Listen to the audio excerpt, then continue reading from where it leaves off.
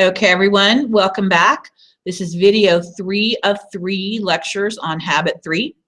So first we are going to be talking about weekly planning. So let me show you my slides.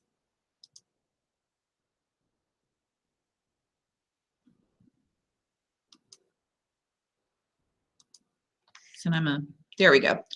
So to do your weekly planning, basically, this is where you put the concept of big rocks. Remember, big rocks are the important things that you do in each of your roles every week. So the idea is that you put the big rocks on your calendar first and fit everything else around them. So before the week begins, whether that means for you Sunday afternoon, Friday afternoon before you leave work, probably not Monday morning, that's probably too late, someplace quiet.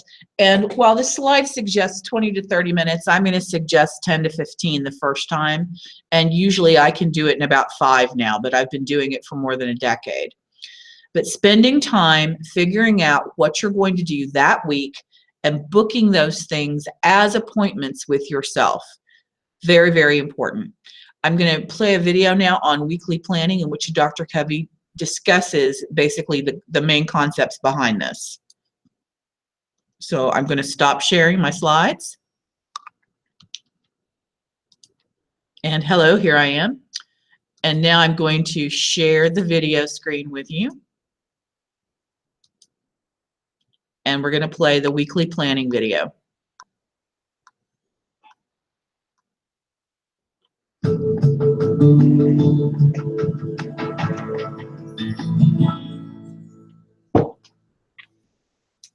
You're looking at this scene through what photographers call a wide-angle lens. They use this kind of lens to capture the big picture.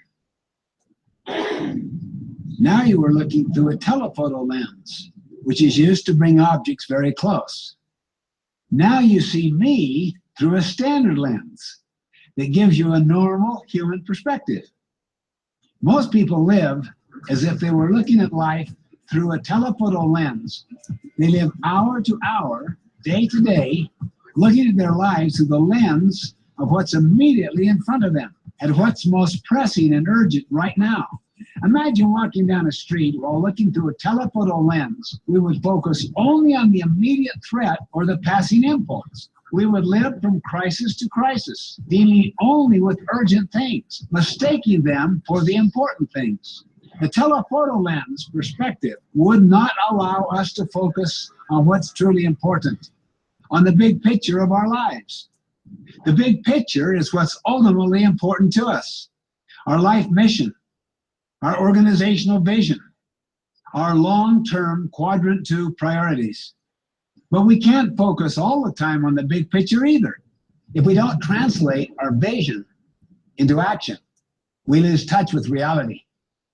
We become dreamers and end up neglecting the very details that enable our vision to come true. So how do we stay focused day to day without losing sight of the big picture? The week is the normal lens that gives the most manageable perspective.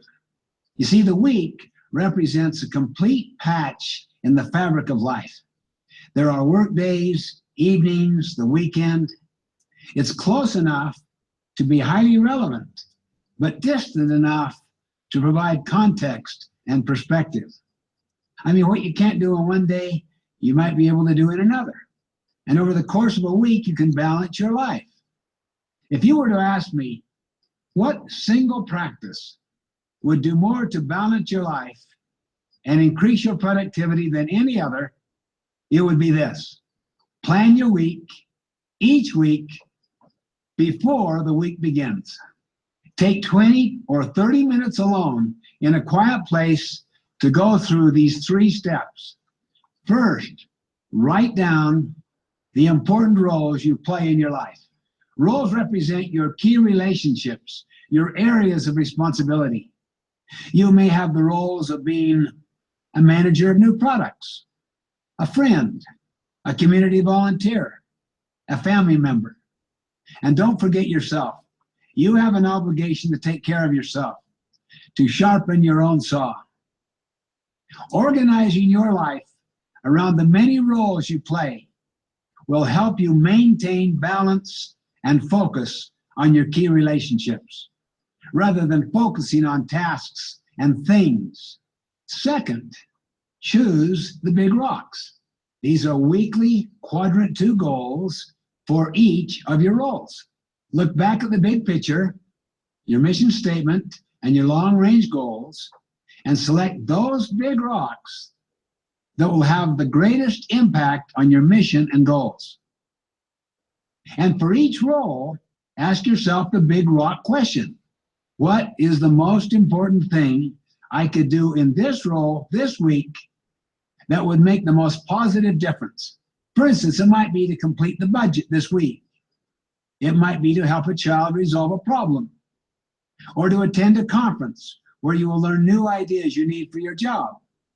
You see, these big rocks will almost always be quadrant 2 activities.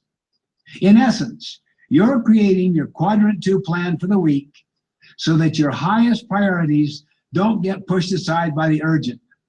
Finally, schedule the big rocks. Block out time now in your calendar for those big rocks before the week fills up with other activities. Then schedule your other activities around the big rocks. I once asked the managers of a struggling shopping center the big rock question.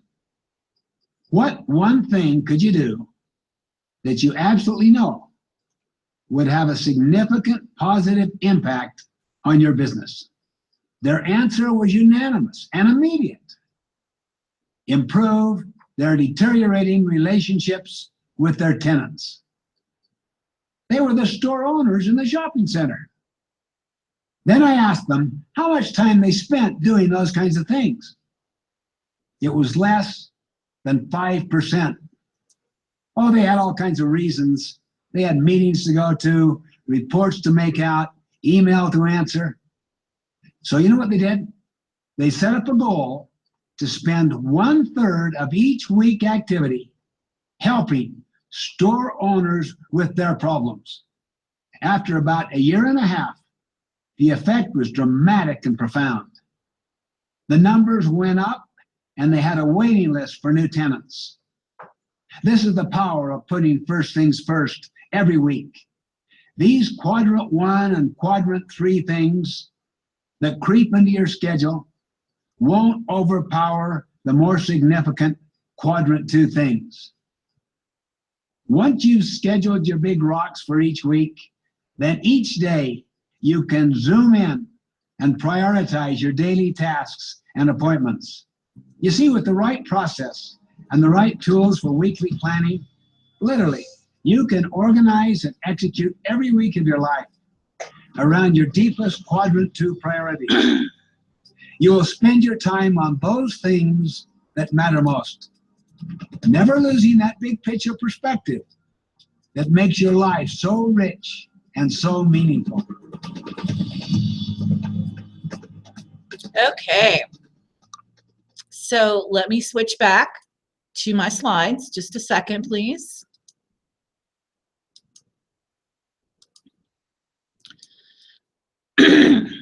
Okay. So we were talking about weekly planning. Here are the keys. The first thing is you want to review your mission and roles. Remember the mission statement draft that you wrote? It's important to review it periodically and make sure that that is still where you want to go. And then based on that mission, what are your major roles in life? So for example, I do a lot of theater. So one of the roles in my life often is either director or actor. That's only when I'm doing a play. Obviously, a major role in my life is teacher. Another major role in my life is wife. Another major role is pet owner. So whatever is going on in your life, there are major roles that you play throughout it. Every week, you need to choose big rocks in the major roles that you are working on. So for example, if I am directing a play in the next 6 months or so, I try to do something every week to plan towards that play so that when rehearsal periods start, things go as smoothly as possible. If I am working on big projects at work, I try to make sure that I do something every week towards those big projects. Finally, you schedule the week, and that means every week you sit down before the week begins and put those big rocks on your calendar. Now, there is a form that you can use called the Weekly Compass. This is what it looks like. I can post an example of it on your course. But honestly, you don't need this form. What you need is a sheet of paper where you can write down each of your roles and what your big thing is going to be that week. So for example, let's say that project manager is one of your roles. Let's say that parent is a role. Let's say that spouse is a role. And that friend is a role. And let's pick one thing each week to do in each of those roles that you absolutely must do. So for example, what's the most important thing you can do? Let's say, for example, that in this particular week as a project manager, you need to work on the budget and get ready for a meeting. Maybe as a parent, you need to attend a parent-teacher conference. Maybe you need to plan a date night to reconnect with your spouse or call a friend that you haven't spoken to in a long time. Traditional scheduling, where we just let things happen as they will, tends to look like this. We have tons of little tiny things that happen on a daily basis, and sometimes there's no room for the big stuff. The idea behind Big Rock scheduling is that we put all of the big things on the schedule first, so that when your schedule fills up, it's the little or less important things that get left out rather than the important things. So it's a pretty basic concept. Now, what types of planning tools are you going to use? It's completely up to you. Some people like to use a completely paper system, a day planner that has an address book, that has daily, weekly, or monthly calendar pages. Others of us like to combine. For example, my planning system is combined. I use Microsoft Outlook because it's what we use at work. And I sync that to my cell phone. I have an iPhone. So that I have my address book, which is basically my Outlook contacts. I have all of my appointments put into Outlook, and they notify me on my phone. As for other planning things, I do take notes and I do to-do lists, but I don't do those electronically. I actually carry a small notebook in my purse, and I write my to-do lists on that because I like the physical sensation of marking something off my list, and I usually take notes in a notebook. So that's what works for me. What will work for you will be what works for you. So just remember that you have to have the components of a way to keep track of names and addresses, a way to keep track of your appointments, a way to keep track of your to-do lists, and a way to keep track of notes. Another key element of this plan, of course, though, is executing. So if you plan weekly before the week begins, it's also important to plan daily. So every day, you check what today's appointments are. I usually try to do this the night before so I know what's coming up the next day. Then make a realistic list. Now, this is very important. Let's suppose that you're out of town at a conference and your day is filled all day long. It is unlikely that you're going to be able to do more than, say, return a few phone calls or return some emails on that day. So it's probably not a good idea to make yourself a 70-item to-do list for a day that you're completely booked. Make a list that reflects what you can actually get done. And then prioritize that list. Now, there are lots of different ways of doing this. The Covey people suggest using an ABC 1, 2, 3. ABC meaning A is is high priority, B is normal priority, C is low priority, and then the 1, 2, 3 being the order in which you plan to do it. So if you have 3 things that are high priority, you would decide which one is A1, which one is A2, and which one is A3. And that just tells you what order you're going to work them in. For some people that works really well. For some people it doesn't work well. So the key thing is to make a realistic list every day based on today's appointments and work that list. And so again, this is just what I said. A is high, B is medium, C is low. And you do that before the day begins, either the night before or very early in the morning. And it should take you, this says 5 to 10 minutes. It takes me about 1 minute. So if you manage to do that, what will happen? This video sort of speaks for itself, so I'm going to stop sharing my slides. I am going to share the video screen with you. And after the video, I'm going to end this one, so we will actually talk. I'll actually see you for habit 4.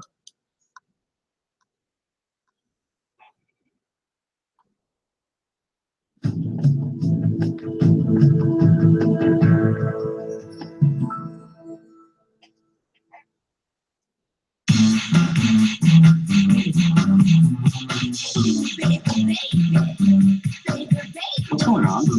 We don't know how many converters we have in stock. We don't know where our trucks are, and no one knows where Mackler is. 6,000 converters? Touchdown I-4 exit 9. Mackler, where are you? In the airport.